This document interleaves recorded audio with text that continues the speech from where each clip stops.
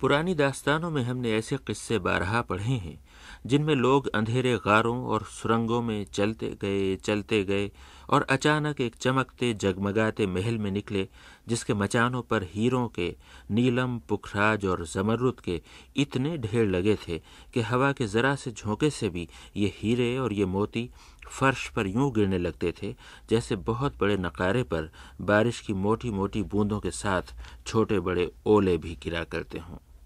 تقریباً ایسا ہی منظر ہم نے دکن کی سطح مرتفع پر آباد گنبدوں، میناروں، فصیلوں، محرابوں، باغوں اور فواروں کے شہر حیدرآباد میں بھی دیکھا۔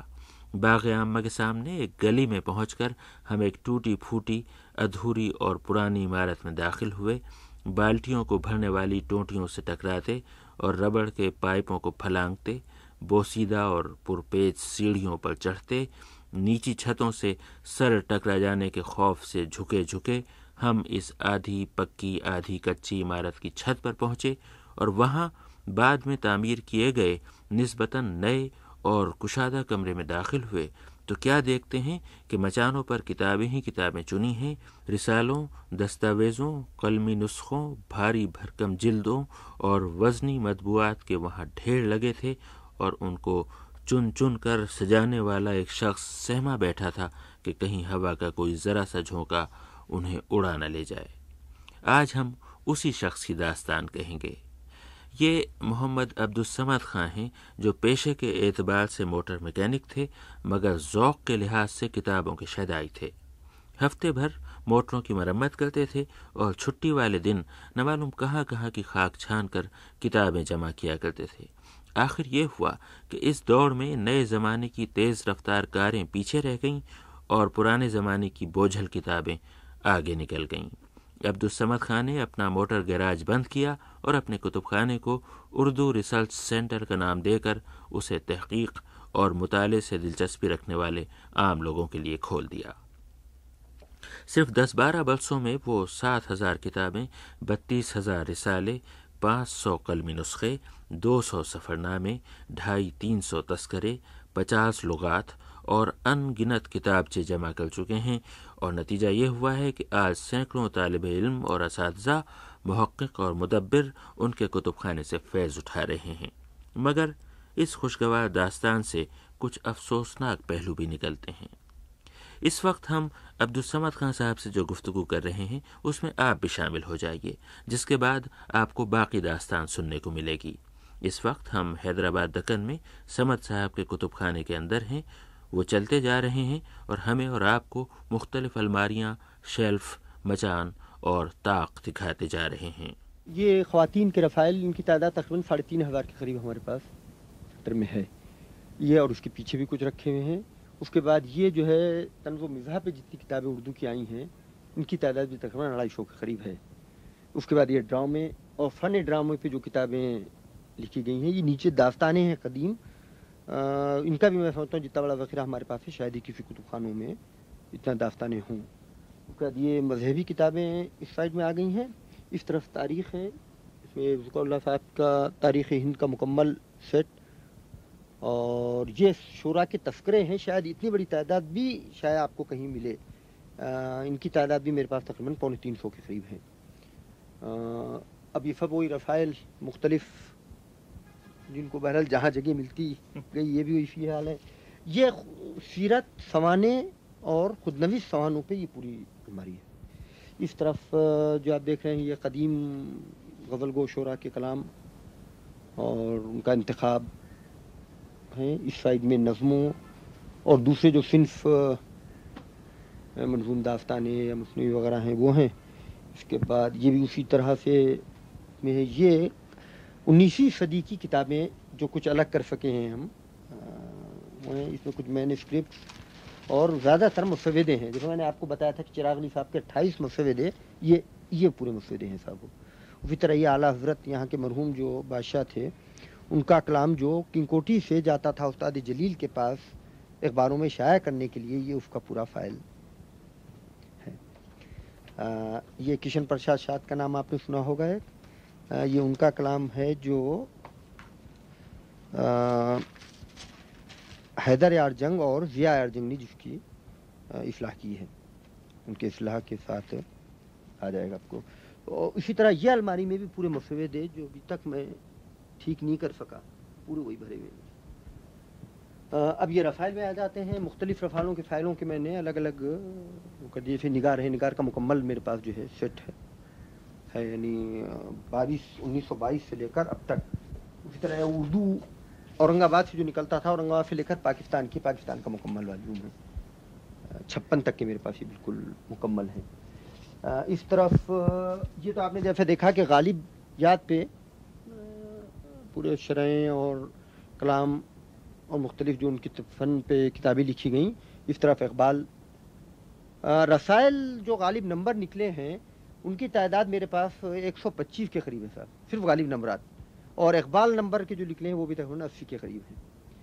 یہ خاص گوشہ ہے مصنفین کے دستخط شدہ کتابوں کا. تو اس میں خاص بات یہ ہے کہ بڑے عجیب عجیب بعض لوگوں نے ریمارکس لکھے ہیں. جیسے آپ کے میرا جی نے ایک اخلاق صاحب کو آپ نے نام سنا ہوگا, جو کتاب بھی ان کی ابھی پاکستان سے پھر وہی بیاں اپنا. اس نظم میں یہ کتاب انہوں نے اخلاق صاحب کو دی تھی, اخلاق کے لیے یہاں خود ہی کچھ لکھ لو میرا جی. تو یہ میں نے اس میں جمع کیا ہے جو مجھے دی گئی ہیں لوگوں نے, یا جو ہے بہرحال اور قدیم بھی کسی طرح سے پورے دستخط کیا. تو وہ ایک ارادہ ہے میرا کہ ایک مرتبہ ان کو سب کو جمع کر دیا جائے. یہ سب ڈھیر پڑے ہوئے رفائل کے, یہ بھی رفائل ہی ہیں. یہ تاریخ تنقید تحقیق اور یعنی ریفرنس بک جن کو کہنا چاہیے, یہ پورا گوشہ ان کا ہے. یہ اوپر رپورٹس ہیں مختلف اردو کے انجمنوں کے, اور جیسے یہ مسلم ایجوکیشنل کانفرنس کی 1890 سے لے کر 1904 تک کی مکمل رپورٹس ہیں. اسی طرح علی گڑھ تحریک کے بارے میں جو رپورٹس یا جو خطبہ صدارت پڑھے گئے یا وہ پورے مکمل یہ وہ ہیں. وہاں سے ساتھ سفرنامے شروع ہوتے ہیں آپ کے. یہ آپ کے پورے کیٹلاگس ہیں جس میں میں سمجھتا ہوں ہندوستان پاکستان کی تقریباً سبھی کتب خانوں کے اور تاجران کتب کے خاص طور سے جو یعنی اب میرے پاس جو پہلا فہرست ہے کتب کی وہ 1882 کی ہے, ایک کتب فروش نے شائع کی تھی.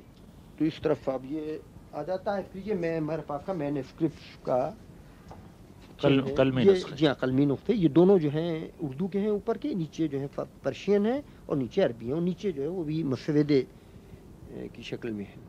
تو یہ ہے. پھر یہ رفائل پہ آ جاتے ہیں. یہ تینوں المانیہ رفائل. یہ جو ہے بھی جو صاف نہیں کر سکا میں وہ کچرا ہے. رفائل کی ویسا تعداد 800 ٹائٹل کے 32,000 کے قریب ہم نے ابھی تک لسٹ بنا دی ہے. 19ویں صدی کے اہم رسالے جتنے بھی تھے ان کے ایک آدھ کاپی تو میرے پاس آپ کو ضروری مل جائے گی. یعنی بات تو ایسے ہے کہ کسی نے بھی اس کا ذکر ہی نہیں کیا. اور جو جیسا ہے آپ کے تہذیب الاخلاق آپ کے سرفیت کا اس کے 5 سال کے فائلز میرے پاس ہیں. الہلال البلاغ کا مکمل فائل میرے پاس ہے یعنی مولانا ابو کلام آزاد کا. اور زمانے کے پرچے کسی لائبریری میں مکمل فٹ نہیں ہے, میرے پاس تقریباً مکمل ہیں وہ. لیکن آپ کی لائبریری اگر یوں کوئی دیکھے تو وہ لائبریری جو ایک تصور میں اور ذہن میں ہوتی ہے کہ کشادہ عمارت جس میں لمبا چوڑا ہال ہو, دیواروں پہ الماریاں جس میں خوبصورتی سے چنی ہوئی کتابیں اور تیز روشنی اور بڑی بڑی میزیں اور اس پہ محقق سر جھکائے بیٹھے ہوں, اس کے برعکس آپ کی لائبریری ایک اونچی عمارت کی چھت پر بنی ہوئی ایک عارضی عمارت, ایک عارضی سی تعمیر بنی ہے. اس میں کتابیں ادھر ادھر چن دی گئی ہیں, رکھ دی گئی ہیں. لیکن یہ کب آپ نے قائم کی اور اسے قائم کرنے کا خیال کب آیا آپ کو؟ کتابیں تو میں تقریباً دیکھیے میرے پاس جو ابتدائی یعنی میں جس زمانے میں دوم میں سو میں جامعہ ملیہ دہلی میں پڑھتا تھا اس زمانے میں جو کتابیں مجھے انعام ملتی تھیں یا میں جو خریدتا تھا تو زمانے میں میرا جیب خرچ کا زیادہ حصہ جو ہے وہ کتابوں کی خریداری پہ ہی. تو یقیناً بچوں کے لیے تھی وہ کتابیں اب تک میرے پاس محفوظ ہیں. اور اس کے بعد سے برابر کتابیں ہر دور میں جمع کرتا رہا. 2 سال پیشتر ڈیوڈ میتھیو صاحب آنے کے بعد ہی یہ خیال ہوا کہ ہم اس کو ایک ریسرچ سینٹر میں تبدیل کریں تاکہ اور لوگ بھی اس سے فائدہ اٹھا سکیں.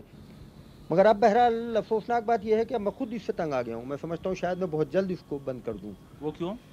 بھئی یہ تو ایک میرے لیے بالکل ناقابل برداشت ہو گیا ہے.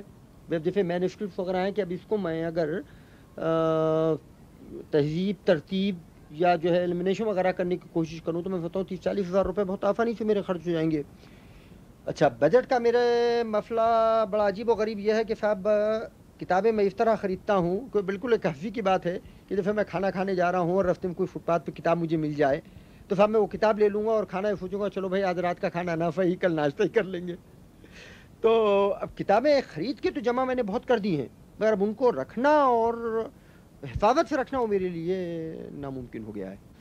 مگر یہ تو بہت بڑا ذخیرہ ہے، اس کے پیچھے بڑی محنت ہے، اور سب سے زیادہ یہ کہ لگن اور اشتیاق اور جستجو اور وہ شوق، وہ سب چیزیں جو ایک کتب خانے کو بنانے کے لیے درکار ہیں وہ اس میں شامل رہی ہیں. تو اس کے بعد اتنی آسانی سے آپ کیسے اسے اپنے آپ سے جدا کر سکتے ہیں؟ مشکل تو یہ ہے کہ یہاں کا کوئی میرے علاوہ میں سمجھتا ہوں کہ ہماری کمیٹی میں نام تو آپ دیکھیں گے کہ بہت ہی بڑے بڑے لوگوں کے ہیں مگر مجھے افسوس ہے کہ 2 سال کے عرصے میں کسی آدمی نے بھی آ کے یہ نہیں پوچھا کہ آپ اس کو کیسا چلا رہے ہیں. تو سب میں بڑا مسئلہ جو ہمارے پاس ہے وہ زیراکس کرا کے بھیجانے کا مسئلہ ہے. جیسے علی گڑھ یونیورسٹی یا پاکستان سے بہت زیادہ مواد کے لیے خطوط آتے ہیں اور خدا کے فضل سے اب تک ہم نے سبھی کو ان کا حسب و خواہش مواد بھیجایا. بالکل راہ خدا میں. جی ہاں بالکل راہ خدا کہیے یا بہرحال اپنے ذوق کی تسکین کہیے وہ تو اس معاملے میں بہرحال اب تھک گیا ہوں بہرحال کچھ. یعنی میں سمجھتا ہوں کہ اچھا پھر سب میں بڑا ایک یہ ہے کہ آدمی میں سمجھتا ہوں صاحب ہر چیز کو برداشت کر لیتا ہے تکلیف یا وہ جو سب میں بڑی شکایت ہے کہ اب تک یہاں کا جو ادبی حلقہ ہے وہ مجھے میکینک سے اوپر ماننے کو تیار نہیں ہے. یعنی یہ بڑی عجیب بات پائیں گے آپ کہ یعنی وہ اساتذہ بھی جن کے لڑکے میرے پاس کام کرتے ہیں اور پورا مواد حاصل کرتے ہیں وہ بھی کبھی ذکر کرتے ہیں ارے بھائی وہ میکینک صاحب ان کو کیا بس کتابیں جمع کر لی ہیں تھوڑی اور تو یہ رویہ بڑا تکلیف دہ ہے.